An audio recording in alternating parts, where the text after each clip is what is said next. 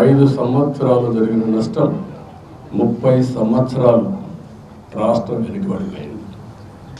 ఇది తిరిగి పునర్నిర్మాణం చేసుకోవాలి.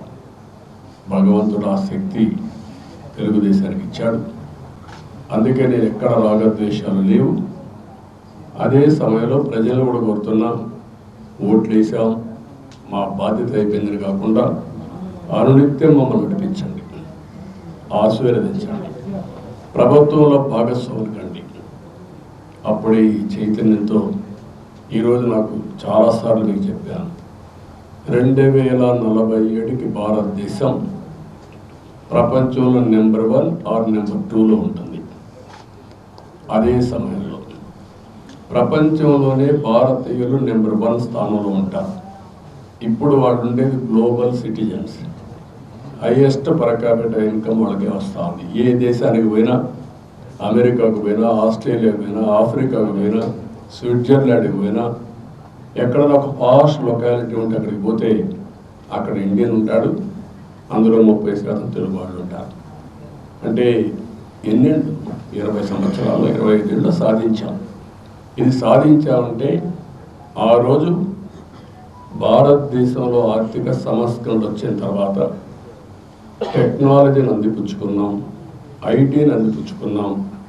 అందిపుచ్చుకున్న తర్వాత అంచెలంచెలుగా ముందుకు పోయి ఈరోజు ఆర్టిఫిషియల్ ఇంటెలిజెన్స్ వరకు వచ్చేసే పరిస్థితికి వచ్చాం.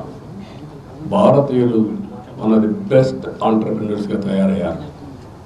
అదే సమయంలో మీరు చూస్తే రాబోయే రోజుల్లో కార్పొరేట్ గవర్నెన్స్, పబ్లిక్ గవర్నెన్స్లో భారతీయులు పెద్దగా రాణిస్తారు.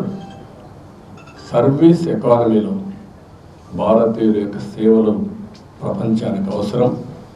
ప్రపంచం మొత్తం కూడా యాక్సెప్ట్ చేసే ఓన్లీ 1 కమ్యూనిటీ, ఇండియన్ కమ్యూనిటీ. అందులో అగ్రస్థానంలో తెలుగు జాతి. అందుకే ఇవన్నీ గుర్తుపెట్టుకొని నేను ఒక ఇది పెట్టుకున్నాను. 2047కి నా ఆలోచన, నా విజన్, నా కమిట్మెంట్, తెలుగు జాతి ప్రపంచంలో నెంబర్ 1గా ఉండాలి. నెంబర్ 2, పేదరిక నిర్మూలన ఎంత తొందరగా వీలైతే అంతవరకు చేయాలి. 0 పావర్టీ స్టేట్.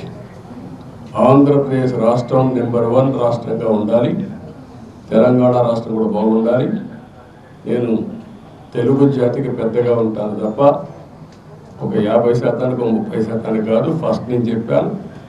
నేను ఆ రోజు హైదరాబాద్ అభివృద్ధి చేసినప్పుడు, విభజన జరిగినప్పుడు ఒకటే మాట చెప్పాను, విభజన జరిగింది, హైదరాబాద్ తెలంగాణకి వెళ్తుంది.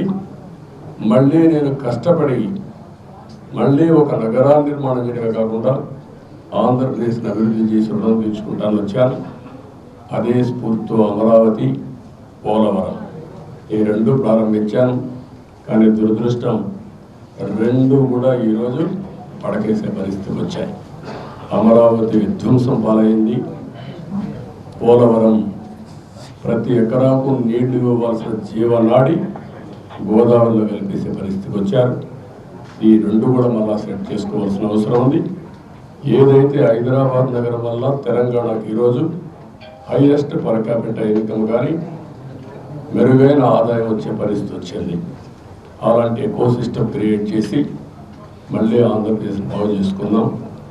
అందుకే ఈ 2 ధ్యేయాలతో మిగిలినట్టు చాలా ఉన్నాయి. ఆ విషయాలు నేను ఎప్పటికీ కూడా మాట్లాడతాను. ఈ విషయమే వెంకటేశ్వర స్వామిని కోరుకున్నది. నా ఆరోగ్యం, కుటుంబ ఆరోగ్యం, ప్రజల ఆరోగ్యం, కార్యకర్తల ఆరోగ్యం కూడా, ఇప్పుడు ఎన్డీఏ కార్యకర్తల ఆరోగ్యం కూడా బాగుండాలని కోరుకున్నాను. నా సెక్యూరిటీ, మా కుటుంబ సెక్యూరిటీ, కార్యకర్తల సెక్యూరిటీ, ప్రజల సెక్యూరిటీ బాగుండాలని కోరుకున్నాను. మంచి ఆరోగ్యాన్ని ఇచ్చి నేను అనుకున్న సంకల్పాన్ని ముందుకు తీసుకుపోవడం కోసం వెంకటేశ్వర స్వామిని ఆశీర్వదించమని కోరుకున్నాను.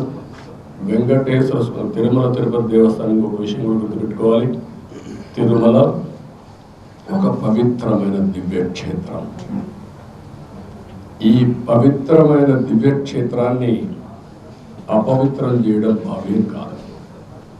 తెల్లవారుజామున 3 గంటలకు సుప్రభాత దర్శనానికి వస్తే వైకుంఠం అంటే మనకు తెలియదు, పుస్తకాలను చదువుతాం. వైకుంఠానికి పోవాలని కోరుకుంటాం చనిపోయిన తర్వాత.